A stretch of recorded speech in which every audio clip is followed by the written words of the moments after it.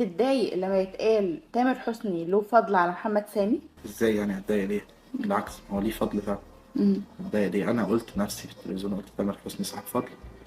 الراجل وقف جنبي في الاول وقفه كويسه جدا ورشحني عشان اعمل اول مسلسل ليا. كان ممكن هو لو ما رشحنيش وقتها كنت انا استنى وقت اطول على ما حد تاني يرشحني او على ما اثبت نفسي في المسلسل.